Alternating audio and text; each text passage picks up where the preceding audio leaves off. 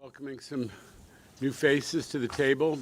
Let's call to order the April meeting of the Safety Committee. Safety announcement? Your safety is of the foremost importance to the MTA. Therefore, we ask that you listen and adhere to the following instructions. If you witness an emergency, notify emergency personnel in the room and call 911 immediately. Please follow any audible instructions provided through the public address system or visually on screens in the event of an emergency. If an alarm sounds, wait for a public address announcement and follow instructions. If told to go to another floor or to evacuate the building, leave all unessential items behind and use stairwell A just across the main hallway or stairwell B down the hallway past the elevators. If you have a mobility disability or cannot self-evacuate, please proceed to stairwell D or E for assistance by MTA staff or emergency personnel.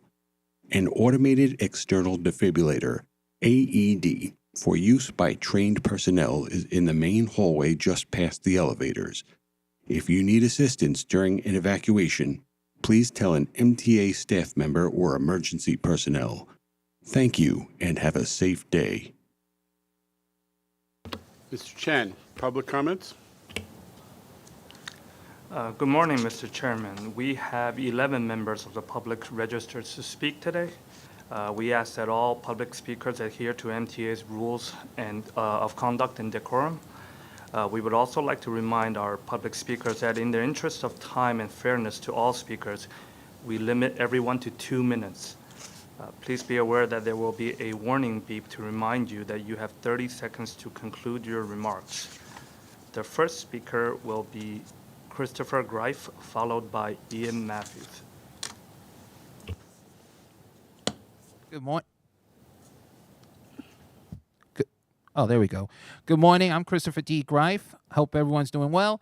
As we discuss safety to our proper transportation, not just on the railroads, the subways, buses, but you know what? It's like saying, if you see something, you say something. And what I see a lot is MTA does do their job with the working with the NYPD and the MTA police. Chief, we thank you so much working with this time. And I say chiefs because there are two. And one thing I'm just going to be very clear that we have a lot of people out there that are the homeless who have maybe mental illness. What we need to see is the Department of Homeless to come out more and really work on the lower part of Manhattan and going up to Harlem 125th Street and the Lex line, because it's not safe for them. They can actually hurt themselves. They're not sometimes, it's really complicated if I say a lot. But the bottom line is we have to work a little more to help them out, because they shouldn't be sleeping on subway cars. Yes, I do put them into the app because I put so many in, it can blow up. But again, we have to work together. Putting the MTA down does not solve it. We have to work together to help these homeless. They have a disability and they need the help. As a fellow disability, we need to do that. Thank you.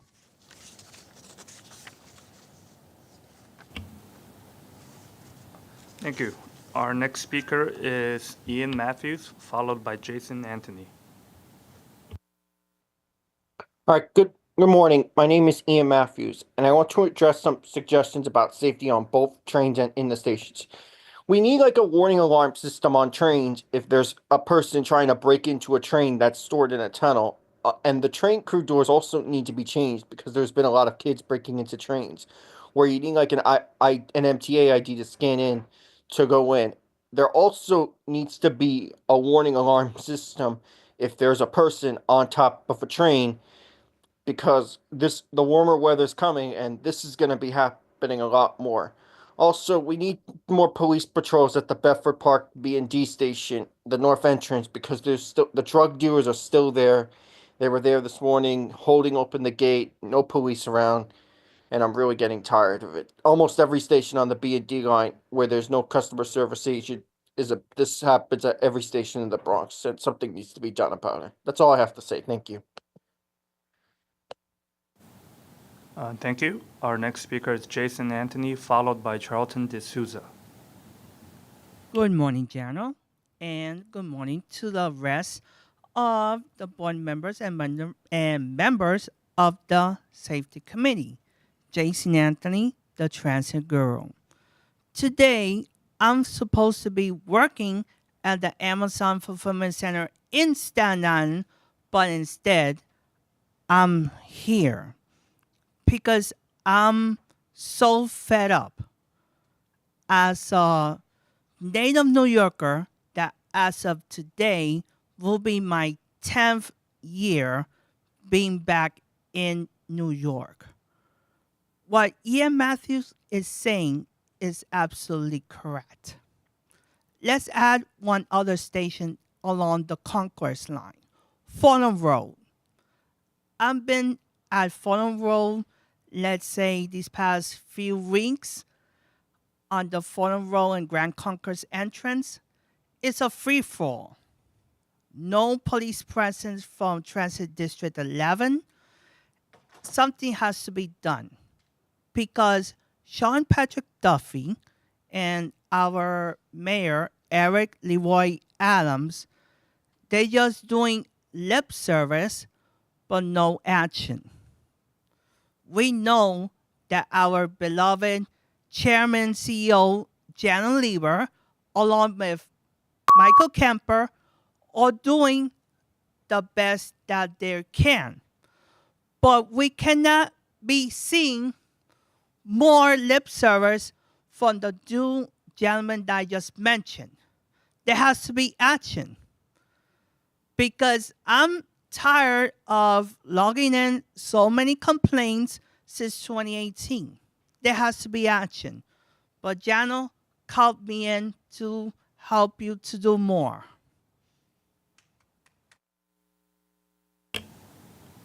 Thank you. Our next speaker is Charlton D'Souza, followed by Bruce Hang. Good morning, everyone. My name is Charlton D'Souza. I'm the president and founder of Passengers United. So unfortunately, on April 18th, there was a LIR crash and people were stuck on the train for 4 hours. And they were not given shuttle bus service. It was a very dangerous situation. MT needs to look at evacuating people faster in these situations instead of keeping them on a train for 4 hours. Now let's talk about the Queens Village LIRR station. A person was found dead in the station. There are reports that the person may have been murdered. It may have been a drug overdose. We don't know. But I will say this. The MT Police Department needs to have hourly patrols at that station. Somebody needs to go in there and the cops need to go through the whole station searching to see, because we have individuals hanging out there. It's unacceptable. And the other note I want to make about the conductors' cabins, the young kids being able to go through the tunnels and stuff, that is a big issue. At Parsons Boulevard and Hillside, the lights are broken at the end of the station over there. It's been that way for a while. The station is, anyone can go in there and get access to the subway cars, and that has to be addressed. So what the safety task force needs to do is they need to come with us, the real advocates, tour the subway system to see what's going on at night. So I invite all of you on the safety committee to do an overnight subway tour with us at Passengers United to see what's going on. I welcome the MT Police Chief as well as NYPD. You're welcome to join us. And yes, we did write a letter to Secretary Sean Duffy requesting a meeting with them on subway safety, because the advocates that are out there, we need to be heard, because the MT is not listening to us. Thank you. Thank you for your comment. The next speaker is Bruce Hang, followed by Alita Dupree. Good morning. You have a nice turnout for safety. This is the first safety meeting I've spoken before. I wanted to bring up that accident that the last guy just did because I'm always trying to grind my axe, and it seems to me that rather than all the, well, it's too late now. You have all these diesels and you have the more expensive ones that are dual mode. And, but the reason for all this and the great big construction in Morris Park to service them, and I don't even know, maybe they have to go to Harmon. But dual mode locomotives, electric trains can't run on grade crossings. And when you have an accident like this at 80 miles an hour with a fireball that envelops the whole first car, and you know, there's something else. The Suffolk County Police say that there are have been 20 accidents since or 60 trespassing accidents since 2020, and that's less, 2025. So it comes out to about 15 fatalities a year. That's a lot, just in Suffolk. So I think something needs to be done about that. But part of the thing that you can deal with is getting rid of the grade crossings and electrifying, because it's more energy efficient. Isn't that what we're all about? Thank you. Thank you for your comment. Our next speaker is Alita Dupree, followed by Jack Connors. Thank you. Good morning, Chair General Lieber and members. Alita Dupree for the record, Sheen Irwin Falls. It's good to be back with you. I reflect on my month in New York, and I really enjoyed seeing you all at the meetings and hope to do that again soon. There's a lot in this report. I'm going to focus on the basics and share some I statements. I use the subway a lot, and I used it at night. And I have generally felt safe on the subway, though a couple of times I did see some people getting into it. It dissipated pretty fast, but that is still concerning. I have to practice situational awareness and know where the exits are so I can remove myself to a safe space because it's constrained being in a subway car or a bus or on a platform. I have to know where the pillars on the platforms are and stand back from the edge of the platform. And I would like to see us finish those yellow strips with all little dots on them so that we can feel the edge of the platform if need be. That's very important. And if we're practicing money handling, when we empty vending machines, I move clear of that. When you have money and you have an armed guard, that could be an accident to happen. So we want us, the public, to collectively use Omni as much as we can, so we're not putting so much cash in the system. And lastly, while you all and this system practice very good welcoming and messaging in that, how do we make sure that we don't have bias when it comes to our security personnel? As big as we are, some people don't know what to do with me. But I thank you for continuing the work. Appreciate it. Thank you for your comments. Our next speaker is Jack Connors, followed by David Kupferberg. Good morning. I'm Jack Connors, Research and Communications Associate at the Permanent Citizens Advisory Committee, PCAC. Despite Secretary Duffy's dramatics, we're thrilled to see that crime across the MTA system is down. Crime on subways and buses was down 9% month over month in February and 16% compared to last year.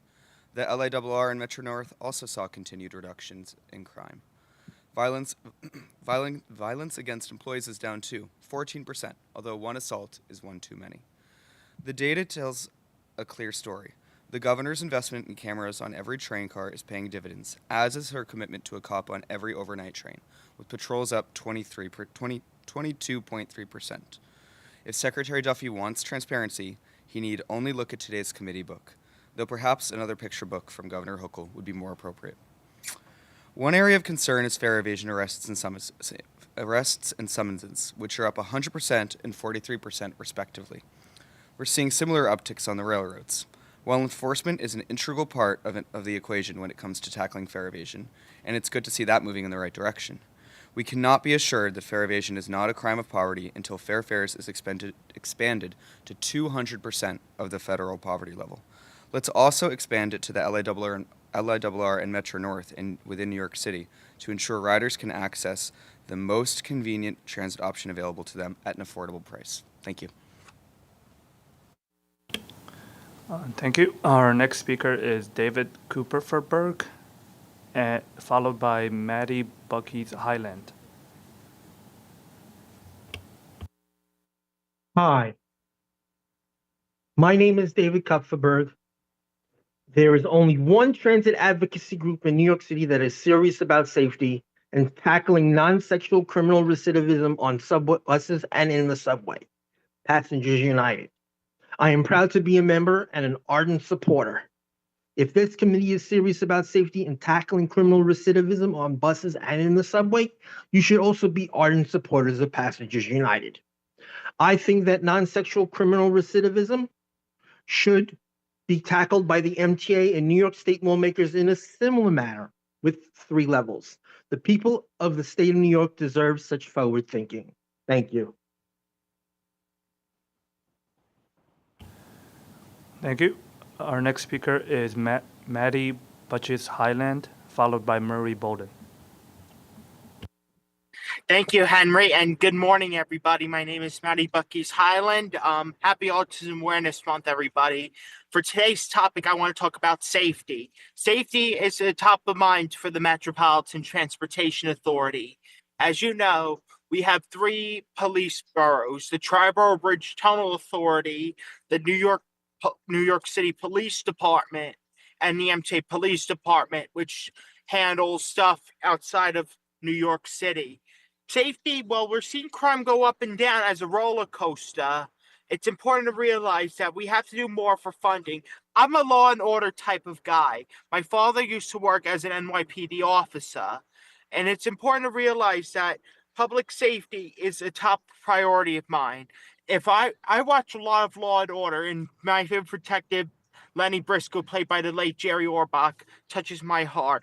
It's important to realize that police, judges, and our elected officials work together to create a more safe and inclusive environment for the MTA. In fact, Assemblyman Blumenkranz introduced a bill to make the MTA more safer again, and I agree with his legislation. With that, everybody, please have a great day and have a great Memorial Day. I hope to speak Wednesday. God bless you all. Thank you. Henry?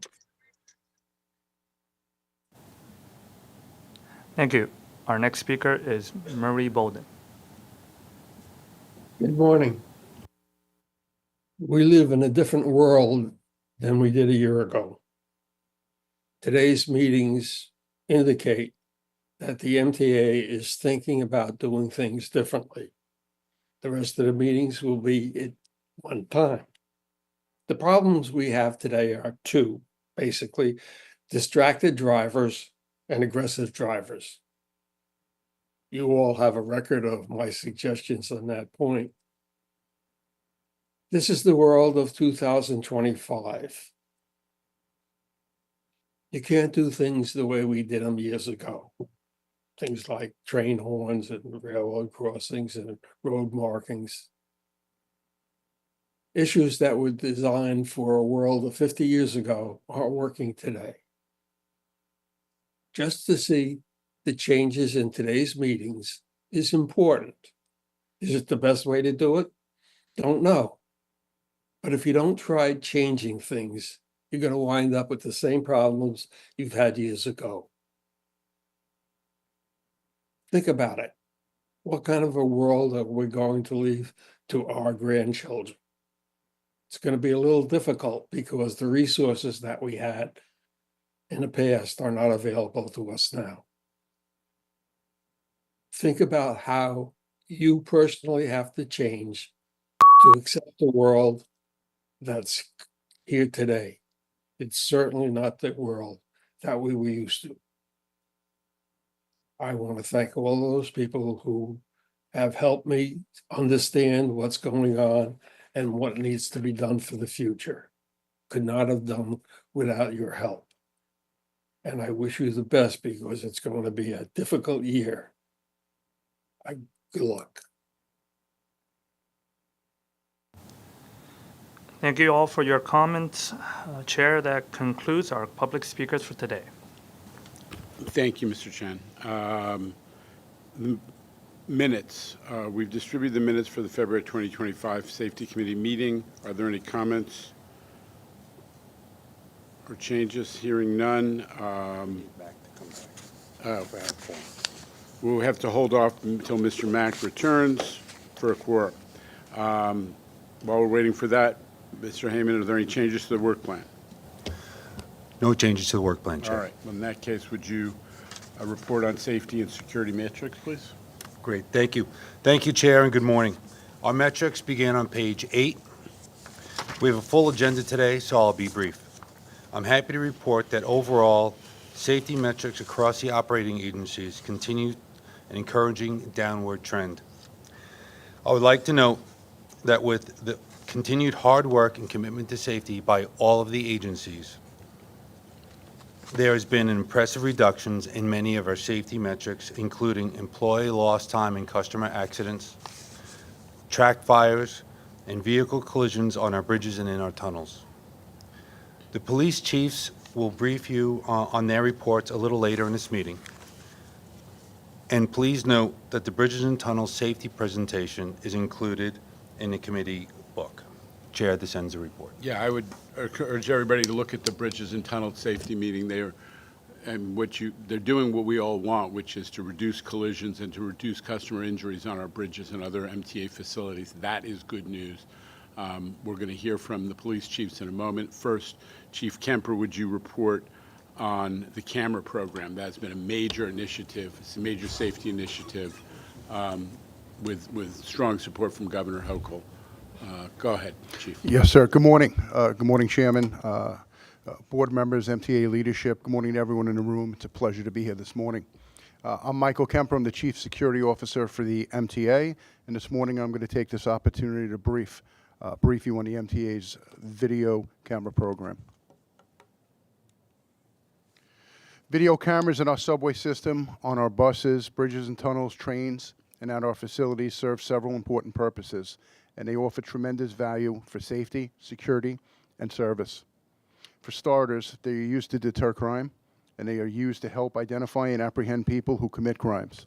I cannot overstate the value they offer investigators and prosecutors when a need arises, and my colleague, Katie Falaska, will speak to this in her presentation that follows mine. Cameras provide intelligence, support strategic planning, internal investigations, vulnerability reduction, and service and operations planning. Cameras enable, often in real time, responses to incidents, providing situational awareness, offering the agency and our law enforcement partners the ability to perceive and understand what is happening to inform the appropriate type of level of response. Our camera system also instills public confidence, offering reassurance to our customers and workers, making them feel safer, and ultimately providing them with a more comfortable and positive experience. So, how many cameras do we have? A lot. Currently, the MTA's video camera inventory consists of over 135,000 cameras strategically deployed throughout its network. This represents a 13% increase, or an additional 17,000 cameras since our last report just over a year ago in February of 2024. The installation and increase in video camera deployment touches all operating agencies, including New York City Transit, Metro North Railroad, Long Island Railroad, and our bridges and tunnels. As detailed on this slide, New York City Transit's inventory consists of over 100,000 cameras, which are installed and operational on our buses, trains, stations, and facilities. The Long Island Railroad and Metro North Railroad's network consists of over 33,000 cameras combined, with all train cars in each of their fleets equipped with cameras. Our bridges and tunnels have over 2,000 cameras throughout its network of 7 bridges, 2 tunnels, as well as their facilities.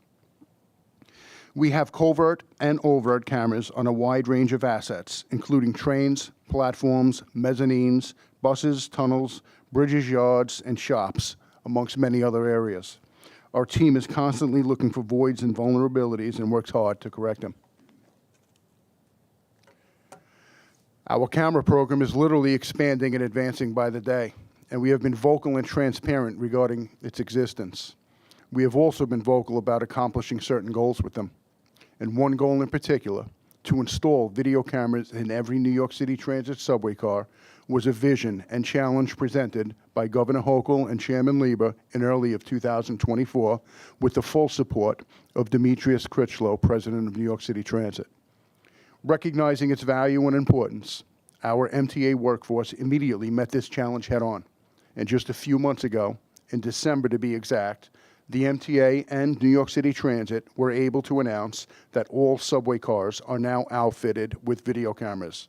Again, 100% of all subway cars in the New York City Transit fleet are now outfitted with video cameras. This was a significant accomplishment for many reasons, and when considering the size of the subway fleet, over 6,700 subway cars, recognition and thanks must be again given to my team at Headquarters Security, the team at New York City Car Equipment, and others for making this goal a reality. These cameras have already proven themselves to be a successful and worthy investment. We are adding cameras across the system, including recent upgrades at 12 Metro North stations. We are also exploring use of cameras for predictive prevention, studying and piloting technology like AI to sense potential trouble or problematic behavior on our subway platforms.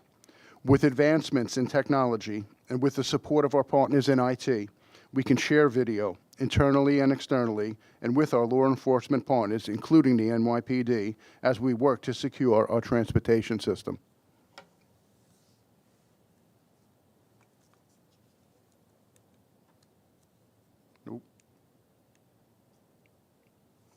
So, how do these cameras assist us? What is their benefit?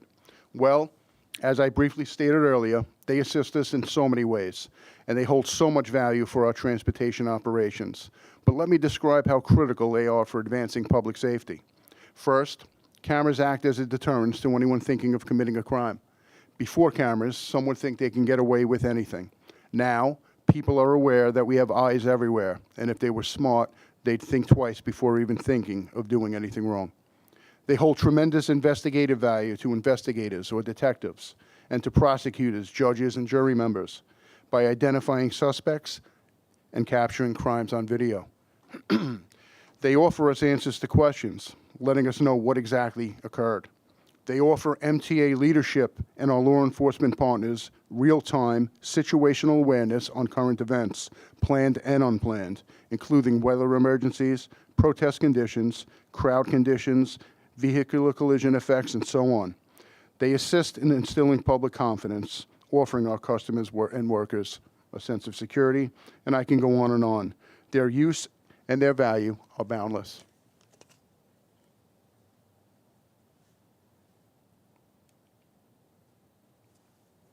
There's a reason we are investing in new modern cameras across the system. What you are looking at on this slide are real-life examples of images created from the cameras we have deployed across our system. The quality of images they produce is critically important to those who depend on them, and they are desired by law enforcement and prosecutors. We've come a long way over the past few decades in relation to video camera technology. When I joined the NYPD in 1991, video cameras were limited, non-existent to a degree. Now, video cameras are commonplace. Law enforcement, and the NYPD in particular, has adapted to these technological advancements. They embrace modern technology. So much of what they do depends on it, relying upon it, and using it 24/7, 365. My last role in the NYPD was as their chief of transit. It was in that role that I saw how fast, valuable, and effective the MTA camera system is. And I can't say this enough. The access the MTA grants the NYPD holds tremendous value. I can say this with confidence and personal knowledge. Law enforcement respects and uses our camera system all the time, assisting them in so much of what they do, from fighting crime, locating subway surfers, determining proper deployments, or whether just proactively monitoring the system in real time, these cameras are proven assets that pay dividends, demonstrating their effectiveness regularly. Last slide. So looking forward, our plan to expand and advance the MTA's camera system is already in progress. The safety and well-being of our customers and workforce is our top priority. And when speaking of workforce safety, the plan to equip all New York City Transit subway conductor cabs with video cameras is underway. With the new R211 trains coming with conductor cab cameras, this means over 500 cameras are already monitoring conductor cabs, and the goal is to expand these cameras into the entire fleet. Our commitment to maintaining a state of good repair includes our camera system. We will continue to life cycle replacements of cameras, upgrading them when necessary, increasing their coverage and functionality, site assessments to identify enclosed voids, and to ensure optimal coverage is constantly ongoing. We are working in partnership with technology companies to explore predictive tools, AI, and other interventions to enable us to target resources and act in real time, and we will continue to explore wider applications across the system. And we are currently exploring available modern technologies to expand and maximize the output and capabilities of our camera system. For example, Metro North will see an expansion of camera coverage at 7 stations beginning this year. We will continue to grow and expand our camera system across all agencies, with customer and employee safety being top of mind. I will now pass it over to my colleague, Katie Falaska, for her presentation. Thank you. And let me just add, number one, thank you, Chief. Thank you to the safety operation for accelerating so dramatically the installation of cameras throughout the system, but a special shout out to Demetrius and the team at Transit for getting all of the subway cars, the entire fleet retrofitted so that we would get it all done in a single year. That was an amazing accomplishment. I'm just transitioning to Katie Falaska. So cameras all about both, as the chief said, deterrence, but also the investigation. Katie Falaska is the person, a new role at MTA that works with judges and prosecutors to make sure that we bring cases, that they're properly charged, that the handling through the adjudication process and ultimately the sentencing process is consistent with our goals to make sure our riders feel that the justice system is supporting safety. And I can't tell you how important Katie's role has been since she arrived here less than a year ago. Probably 8 months, right? So with that, let me turn over to Katie, and we'll come back to you, Mr. Albert, for comments a little after her presentation. Katie. Thank you, Chairman. Good morning, everyone. I know my role has been discussed at some previous meetings before this, but I wanted to talk a little bit about the background and the purpose of this position. This was first announced in March of 2024 as part of Governor Hochul's 5-point plan to protect New Yorkers on the subway. The 2 main directives were to improve coordination between law enforcement and district attorneys and to assist and advocate for victims of crime in our systems. The MTA had to ensure that they had a voice, that they had an advocate for the interests of its riders and its employees. I had the privilege of joining the MTA approximately 8 months ago, and since then my office has focused on increasing victim safety and offender accountability by working with law enforcement, with transit personnel, and prosecutorial agencies to promote a multidisciplinary, multi-agency collaboration to support crime victims and prevent future recidivism. We've worked to formalize our position in the criminal justice world, and we want the message to be clear. When criminals target our transit system, they threaten the safety of all New Yorkers. If you commit a crime in the transit system, it is serious, it is not a revolving door, and you will be held accountable to the fullest extent of the law. My 2 prior roles have prepared me for this position. I was a prosecutor in the Bronx for 10 years, and I spent 4 years as an attorney at the New York City Police Department. Unknowingly, I've been preparing for this role my entire life. I've never owned a car, and my family, like millions of others, have relied exclusively on public transit.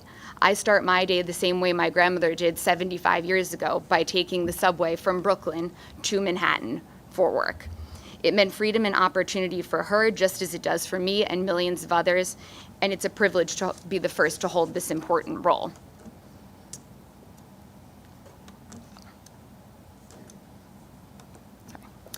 Historically, we've looked at arrest numbers, but not necessarily what results in those cases. My office started by doing a deep dive into transit crime prosecution to garner a deeper understanding of how we could help and opportunities for the MTA to intervene and offer our assistance. We met with operating agency presidents, safety and security departments, general counsel, labor relations, union representatives, crime victims, police departments, and prosecutors throughout the state of New York and Connecticut. We reached out to everyone and said, we are here to help. Where are the problems? What can we do better? What do you need from us? How can we improve things? We really wanted to focus on collaborative efforts, not just to combat crime, but to see that those cases were resolved meaningfully and help witnesses through the process. We gathered a lot of information. We looked at many different types of criminal cases, and not just those coming from NYPD Transit Bureau. As you can see from this map, there are many layers of governance to reach out and speak to. We wanted to look at crimes on buses. We wanted to look at crimes on the Long Island Railroad, crimes occurring in our bridges and tunnels on the Metro North.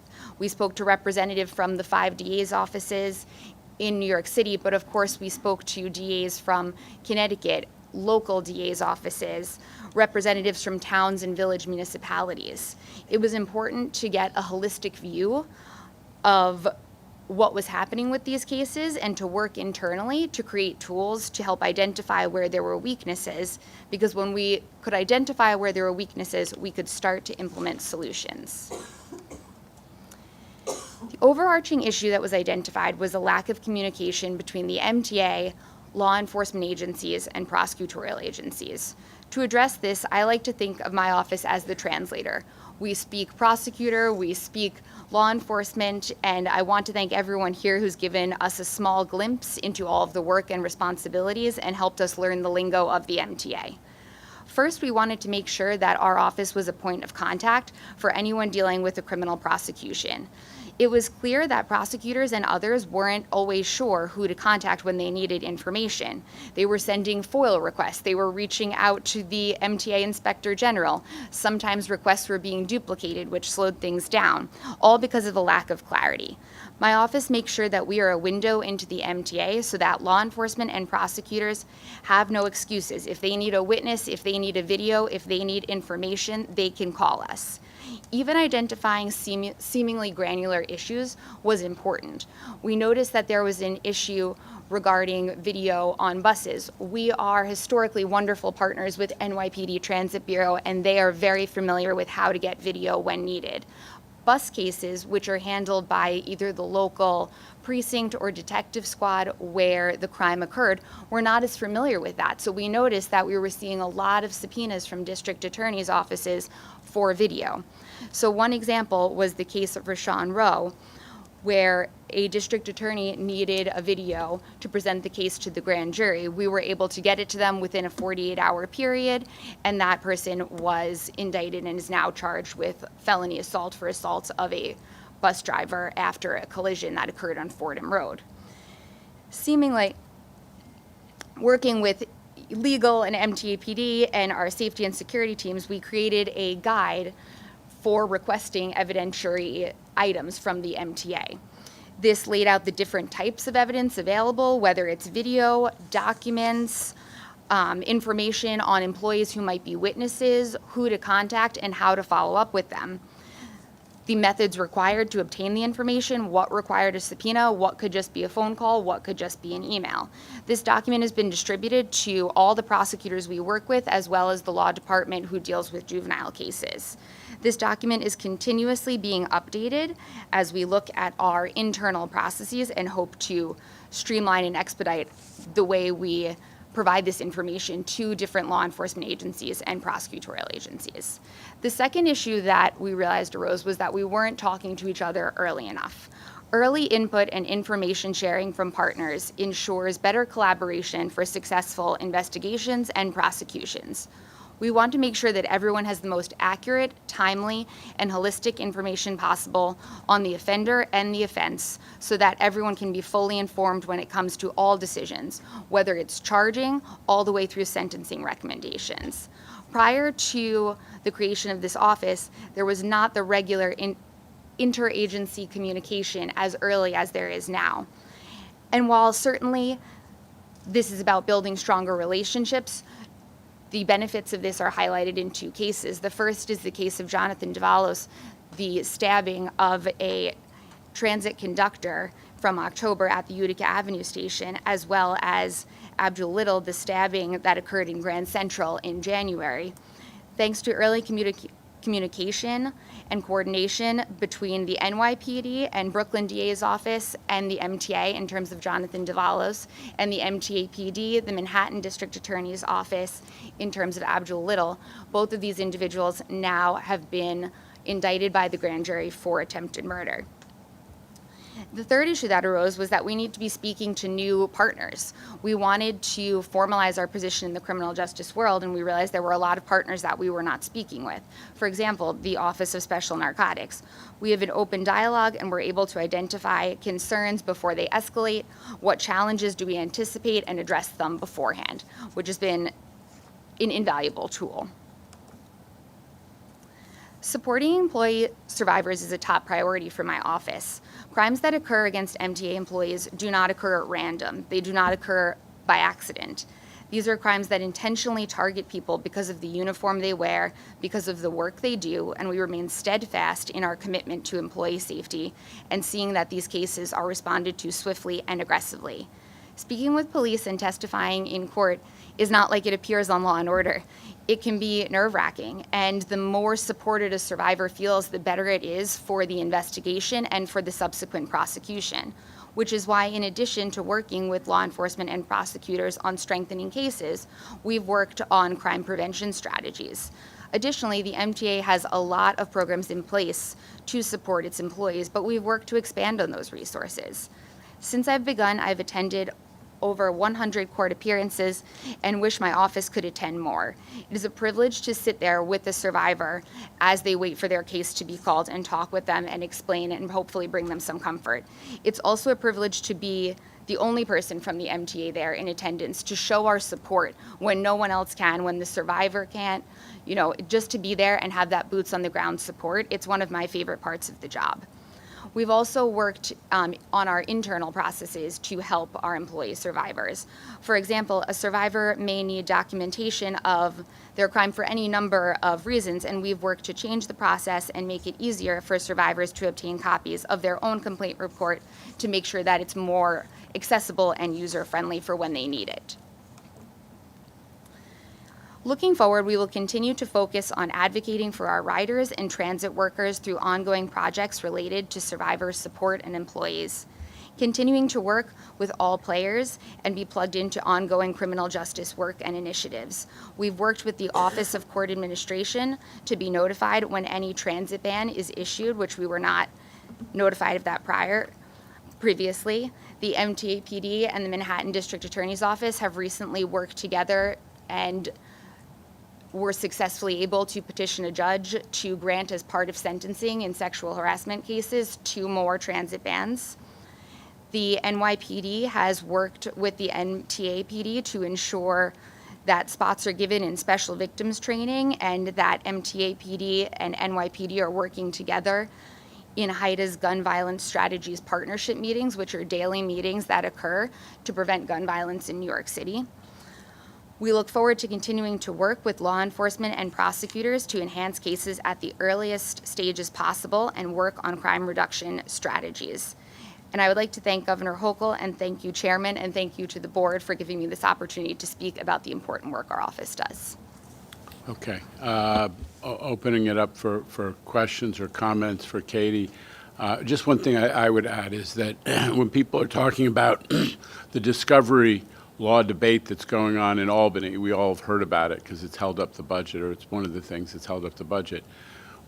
Katie's work highlights the importance of that issue, because the question of whether a charge will stick frequently hinges on whether there is we're able to assemble the evidence and get it to the prosecutor timely enough, that there's enough, that we're thorough enough, and that all that evidence supports whatever the maximum or the more serious charge in many cases. And by flip side is, in many cases, small technicalities like, oh, you didn't get the name of the MTA employee who was at the token booth upstairs when the crime took place on the platform, have been used as technicalities to get cases thrown out. So the issue of discovery and what evidence is needed in order to support charges and make them stick is something that we're actually experiencing, and that's why we support so much the governor's strong proposal on that issue. So with that little rant, I offer Mr. Albert finally the chance to ask his question. Thank you. Chief, thank you for your presentation, and obviously Ms. Velasco. But on the issue of the cameras, I think that it is amazingly great. When you see a perp caught and they're on the news, you can see the high definition that the cameras have held up, so it's easy to identify them. However, I am also reminded of the horrific event at the 36th Street DNR station in Sunset Park a few years ago, where a whole bank of cameras was out. Fortunately, we caught him and another, Frank James, at another station, and his picture was circulated and he was caught. But have we changed the system by which, if there's a problem with the camera system, we are notified about it in advance before it actually totally goes out, so we can make the necessary repairs so that we don't lose a whole bank of cameras like we did at 36th Street? Yeah, so what I can speak of, and then if someone else wants to jump in, feel free, but we do have a preventive maintenance schedule or cadence across all our operational agencies, New York City Transit, Metro North, and the national industry standard we exceed, which is over 95%. We're closer to 99% serviceable. And like I said, there is a regular cadence, 60 days in New York City Transit for them to check their, update their camera system, 72 days on the train cars. And this doesn't include the regular monitoring in real time of these cameras. Every time there's a video request, for instance, I'll give you an example on a train, that entire train car is checked. So there are real preventive maintenance schedules in place right now to ensure our camera system is operating. I hope I answered that question. Yeah, I mean, 99% is the percentage, and that's important. And I just remind us that particular episode, which you referred back to, is there had been a problem identified with the cameras, and technicians were working to fix it. They had not been able to address the problem. I mean, that is a technical reality. It was not out of neglect. Okay, so please bear that in mind. Mr. Gorodnik and then Mr. Mack. Thank you, Mr. Chairman. Chief, just one question about the cameras as it relates to AI. You noted that there's some opportunities for the predictive values of AI in the context of cameras. Can you give some examples as to what that might look like, how AI might be used to anticipate problems before they happen? So let me say this, AI is the future. It is. We're there, and we're constantly exploring all current, modern technology and leveraging it to keep our riders safe. Some examples that we're exploring right now, I briefly mentioned in my remarks, is identifying certain behavior on platforms. So I'll give you an example. If someone is acting out, irrational, it could potentially, and again, this is what we're exploring, it could potentially trigger an alert that would trigger a response from either security and or the police department beforehand, like proactively, before waiting for something to happen. So that's just one example of a few that we're working with tech companies literally right now and seeing what's out there right now on the market, what's feasible, what would work in the subway system, and this will continue. We'll certainly have more to say, in the future on that. Mr. Mack.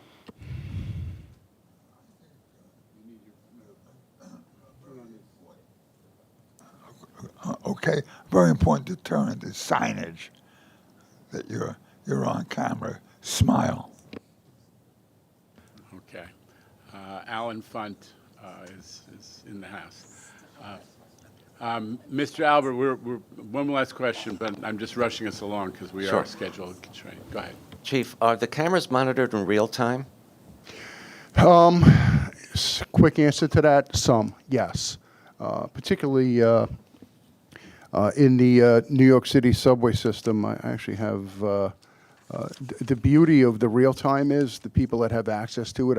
Again, I mentioned in my remarks, when I was the chief of transit, we had a operations center and we had real time capabilities of monitoring the subway system. It's used 24 hours a day. I know the chief over there could speak on that, but probably upwards of about 35 to 40% of the network of cameras in the subway system, like in the stations, are viewed in real time. That said, if something were to occur, the access that we have and our law enforcement partners have is immediate, even if it isn't in real time. And when I say immediate, I'm talking about, depending on the request, minutes to a few hours.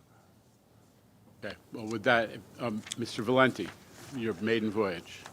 Welcome. Hey, good morning. It's my first board meeting, so I wasn't trained on board etiquette yet, but I just wanted to make a quick comment on Katie's new position. Very thankful for Katie's new position and Katie herself. I've reached out to her numerous times about various cases. She also talked to a conductor class going over the different crimes and what's a crime and what's not. Very helpful since she's been on board. So we just want to say, on the union side, worker safety side, we appreciate Katie. Thank you. Thank you. Thank you. And again, welcome to Mr. Leathers and Mr. Valenti as the new labor members of our board. Okay, we're going to hear from some stats now from our friends at the NYPD and then the newly minted Chief of Police of the MTA-PD, Mr. Taffy. Mr. O'Sullivan. Chief O'Sullivan. Good morning. Good morning, Chairman, President, Chief Kemper, members of the board, everyone in the room. You have the stats in front of you. Crime figures for the first quarter of 2025. In the month of March, the subway system saw 174 crimes, reflecting of a 2.2% reduction compared to the previous month of March. And then we were looking at the first quarter, we saw an 18% reduction in crime, which total amount over 100 fewer victims compared to the same period of last year.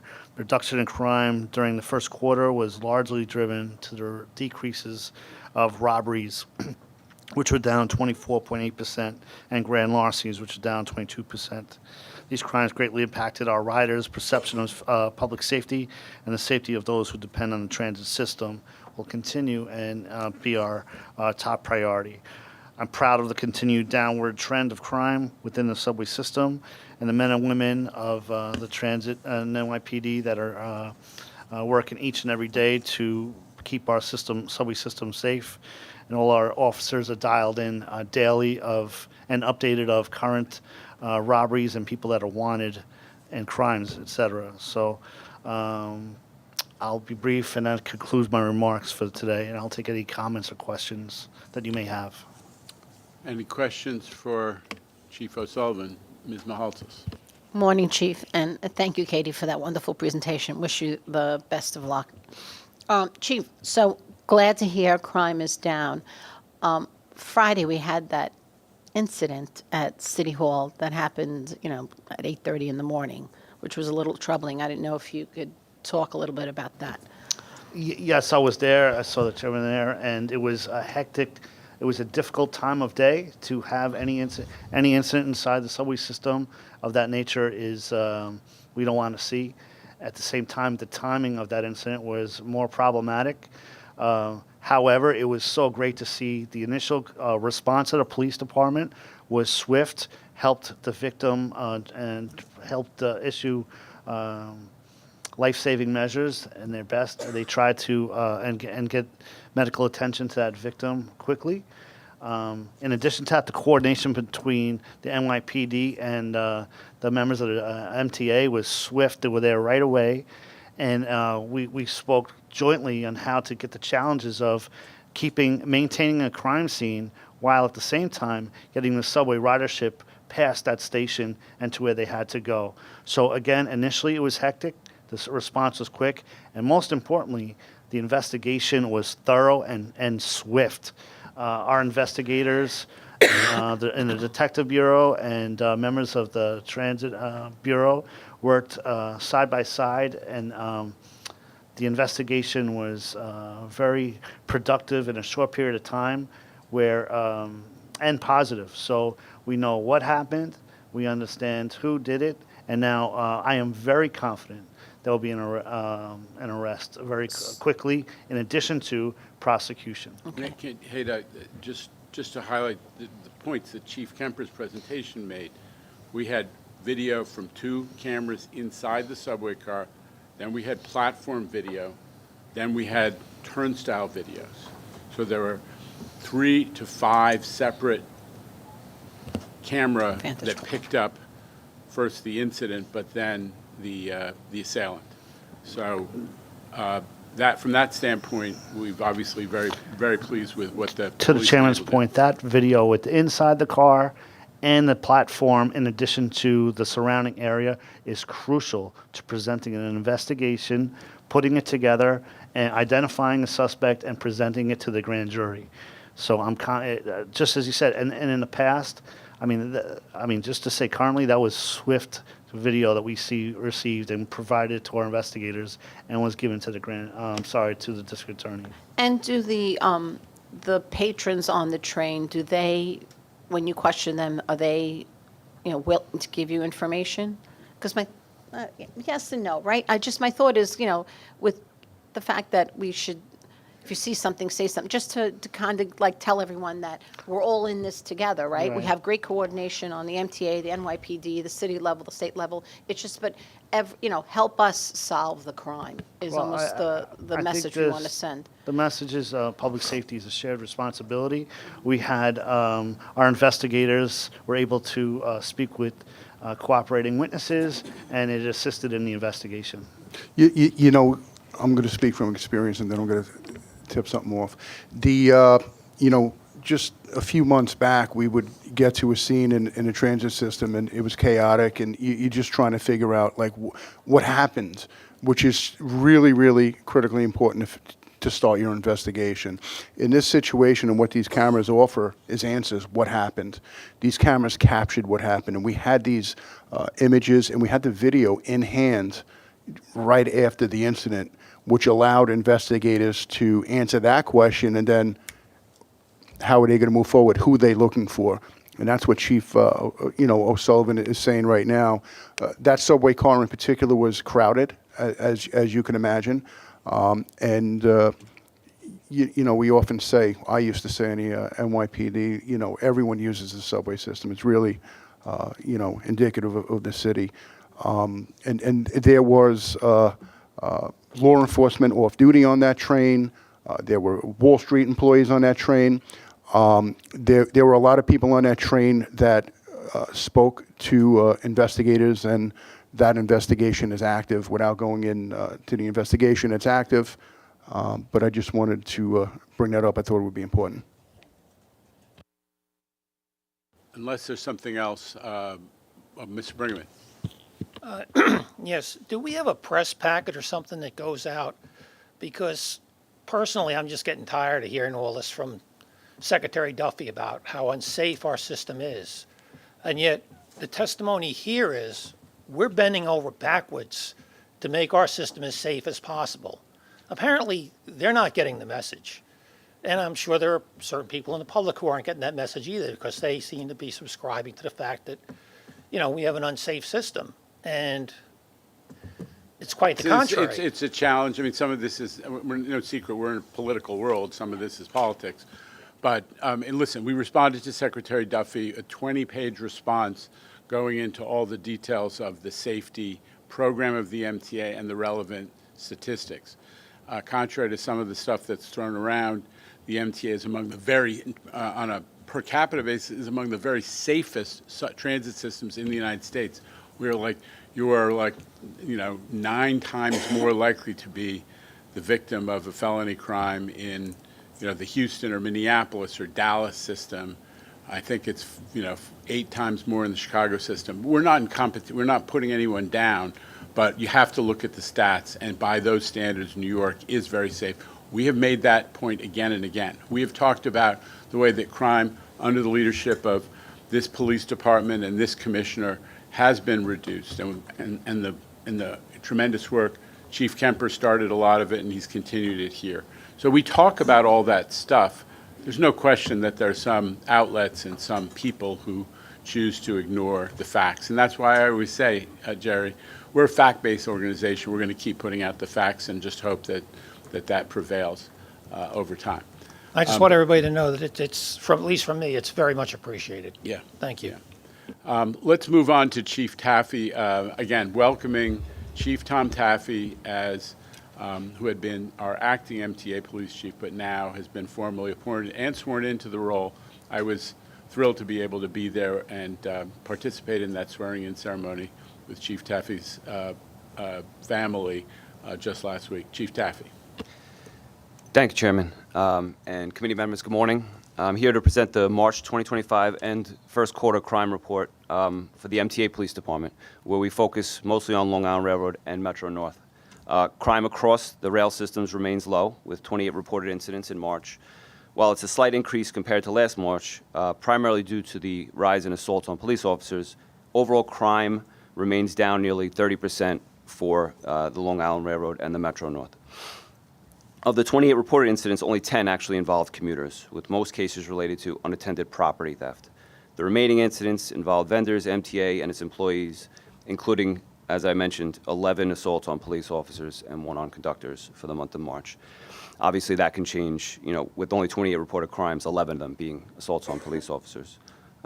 Crimes against non-law enforcement employees have declined, but remain a concern to us.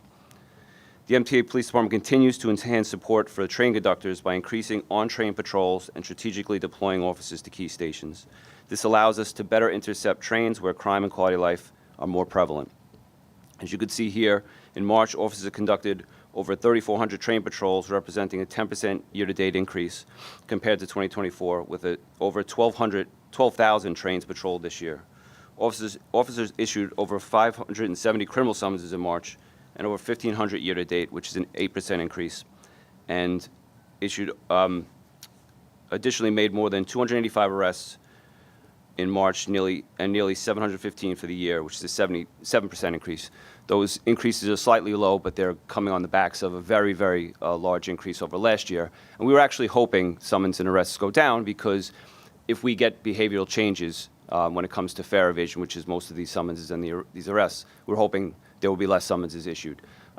This is unlike the transit system, the railroad. We respond to calls for fare evasion. We don't proactively do fare evasion enforcement. So these are all based on calls. And as the calls decrease, then our summons and arrests would hopefully also decrease. Since this is the Safety Committee meeting, I think I'd like to just briefly address the efforts beyond the railroads that the MTA Police Department has done, especially in the subways and with toll and fare evasion enforcement. In the subway system, we continue to support the MTA by conducting fare evasion enforcement, end-of-line operations, and scout mental health removals. At the beginning of the year, we assigned Assisting Chief Karen Ramsey, a former NYPD executive, to lead our growing subway safety division. We've also expanded both scout and fare evasion operations. Scout operations, as you can see here, have been remarkably progressive, with a 300% increase in contacts year-to-date, a 370% increase in mental health removals, a 70% increase in aided medical removals, and a 30% increase in homeless service acceptance. Our end-of-line operations have shifted more towards addressing mental health needs. So far in 2025, our overnight mental health removals have already surpassed the 2024 year-to-date daytime scout numbers. System ejections through end-of-line operations are also up nearly 10% year-to-date. Quality of life enforcement has increased in the subway, with a 78% year-to-date rise in summonses issued. And fare evasion enforcement continues to expand, with summonses more than doubling last month and arrests are up over 70%. Turning to the bridges and the congestion relief zone operations, since launching support operations on the Throgs Neck and Right Zone Bridge in March, our officers have issued over 500 traffic summonses, with a plurality related to obstructing plates and registration violations. In the congestion relief zone, since January, officers have issued over 1,400 traffic summonses, primarily for registration and license plate violations. And as you can see here, we've seized over 90 vehicles in connection with these violations. As the MTA Police Department responsibilities expand, we remain committed to strengthening our efforts to support the MTA, not only on the rails, but now on the streets, on the bridges and tunnels, and throughout the subway system. This concludes the March 2025 Q1 Crime and Policing Report. Thank you for your time and attention. Hey, Chief Taffy, first off, congratulations on your well-deserved promotion. Thank you for your remarks. I just want to touch on something. I want to make sure everyone heard what he said, the number of police officers being assaulted, right? I mean, just think about that. Just think about this piece of data I'm going to give, a fact. Just about 30% of all assaults in the subway system, New York City subway system, are on cops, right? Just think about how concerning and disturbing that is. And when you look at the assaults of the cops, and how and why are they occurring, the overwhelming supermajority, I'd say in the 90+ percentage, is as a result of cops engaging proactively. What do I mean by that? Stopping fare evaders, stopping people from smoking on trains, quality of life offenses.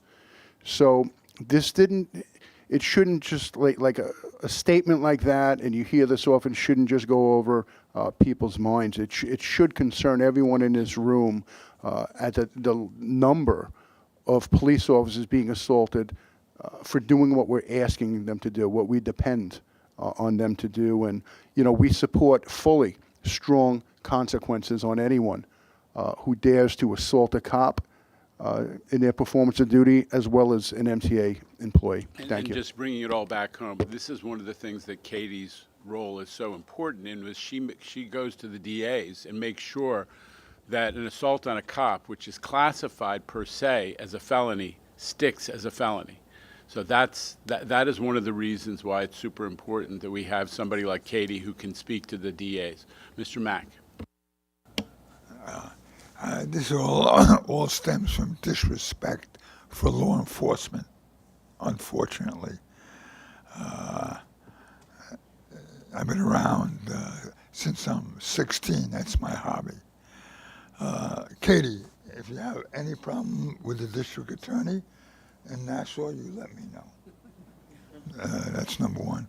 Also, we talk about fare evasion. I'm on the road, I guess, 15 hours a day, and I mean it. I'm going back and forth. The number of cars that have dark license plates where you can't read them, ghost plates. One fare evasion on a bridge or a tunnel equals almost 4 fare evaders on a subway. Very important that we continue to not only hit the bridges and tunnels, which I've been talking to my chair about, but it's a source of people skirting revenue that we need. Just so everybody knows, the MTA, the Tri-Borough Bridge and Tunnel Authority, and the MTA PD kind of led a process that has led to an all-region law enforcement collaboration on enforcing license plate issues. And, you know, the chief reported on the summonses given out by MTA PD, but the numbers are multiples when you look at everything that has been done in these joint enforcement operations with now we've got the NYPD, the Sheriff's Office, the State Police, and now Nassau County Police as well, and other Westchester and so on. So there's a massive collaborative effort that goes at, in particular, license plate violations and chronic fare evasion on the bridges and tunnels. Ms. Lopez. Thank you, Mr. Chair, and congratulations, Chief Taffy, as well as Katie. Your presentation was extremely informative, and I look forward to future presentations and information.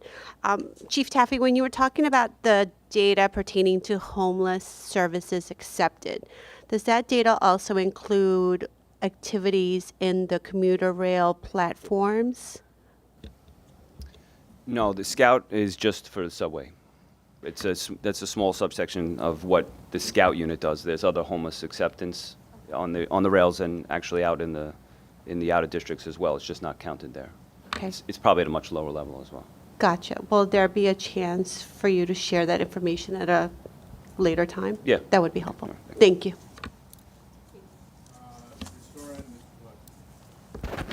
Thank you. And again, congratulations. Quick question. I see something, the stats on mental health, homeless. How are illegal vendors being handled in the subway system? With in this, and I can let the NYPD chief answer most of this question. With ours, we have vendors in the hub stations where we patrol. We do quality life enforcement. As you can see, it was up 78%. Part of that is vendor enforcement as well, especially in Grand Central. This down to the 7 train is always an issue down there. So that's how we handle it, by way of quality life enforcement by the district officers and our subway safety teams as well. Hi. Yeah, in addition, as I mentioned earlier, our activity, arrests, or summonses are up, and that includes vendor enforcement again. They're both monitored by officers that are on patrol, and as the chief mentioned too, with the cameras, if we see it in problematic locations in real time, we have officers respond and to those locations and address it, either by summonses, escorting, etc. So they are being addressed. Okay. Mr. Glucksman. Thank you. Congratulations again. Thank you for your interesting report. You mentioned about cooperation with Nassau County and in the area here. How about the northern and the western counties and maybe even New Jersey? Are they also, their police forces and other police departments supporting our Ghost Plate initiative?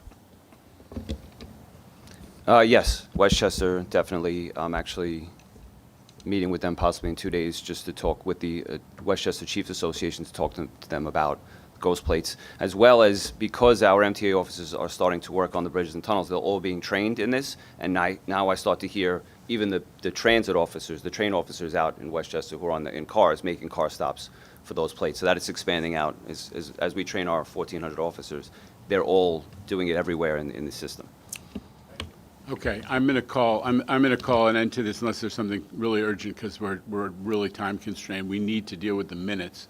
I previously tried to make a motion for the acceptance of the minutes. There were no comments or questions. We now have a quorum. All in favor of the approval of the minutes? Aye. Any opposition or abstention? The minutes are approved.